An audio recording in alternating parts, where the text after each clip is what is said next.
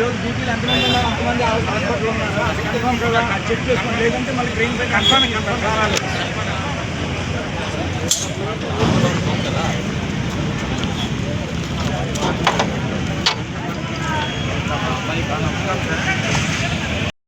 ఇక్కడ మరి ఆటో నగర్లో ఈ రైల్వే క్రాసింగ్ బ్రిడ్జ్ ఏదైతే నిర్మాణం జరుగుతుందో దాంట్లో ఆ డెక్కింగ్ సరిగ్గా నెగ్లిజెన్స్ కనిపిస్తుంది. ఆ డెక్కింగ్ మోప్ చేయడంలో దానివల్ల ఈ ప్రమాదం జరిగిందని అనుకుంటున్నాం. అదృష్టం శాతం ఎవరు ప్రాణాలు కోల్పోలేదు.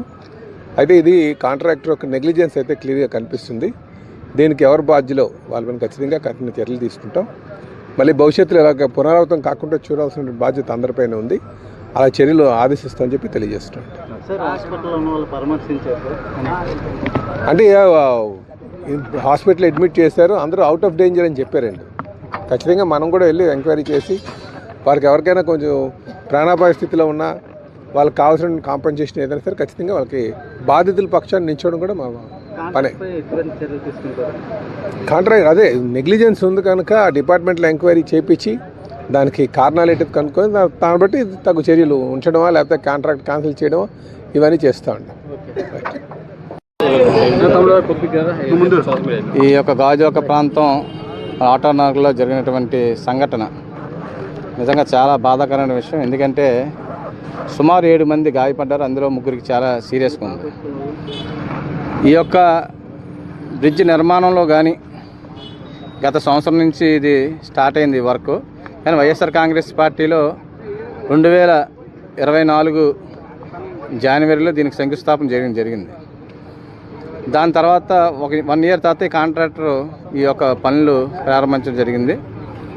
మనం చూస్తే అర్థమవుతుంది అసలు క్వాలిటీ లేనటువంటి కన్స్ట్రక్షను, అక్కడ సెంటరింగ్ కానీ మరి అక్కడ ఐరన్ కానీ అన్నీ కూడా క్వాలిటీ లేని విధంగా ఈ యొక్క వర్క్ జరుగుతుంది. దీని ఇన్స్పెక్షన్ అసలు ఏపీఐసి వాళ్ళు కానీ జీవీఎంసీ వాళ్ళు కానీ దీనికి ఇన్స్పెక్షన్ అన్నది లేదు. ఎందుకంటే ఇద్దరు అమౌంట్, ఇది జాయింట్ వెంచర్, వాళ్ళిద్దరు కలిపి ఈ యొక్క రైల్వే ట్రాక్ ఏదైతే రైల్వే బ్రిడ్జ్ ఉందో ఈ బ్రిడ్జ్ నిర్మాణంలో ఉన్నటువంటి వీళ్ళ అమౌంట్స్, ఇద్దరు అమౌంట్స్ కలిపి ఇక్కడ కన్స్ట్రక్షన్ జరుగుతుంది. కానీ ఎవరు ఇన్స్పెక్ట్ చేయరు, ఎవరు కూడా. ఇప్పుడు మనం చూసాం ఈ కన్స్ట్రక్షన్ క్వాలిటీ చెకింగ్ లేదు, ఎప్పుడు కూడా ఇన్స్పెక్షన్ ఉండదు.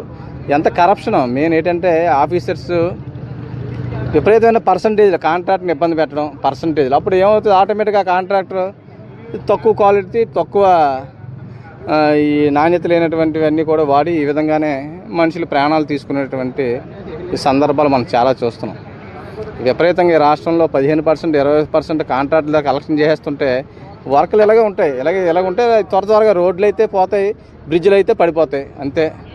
ఈ విధంగానే మనం చూస్తున్నాం.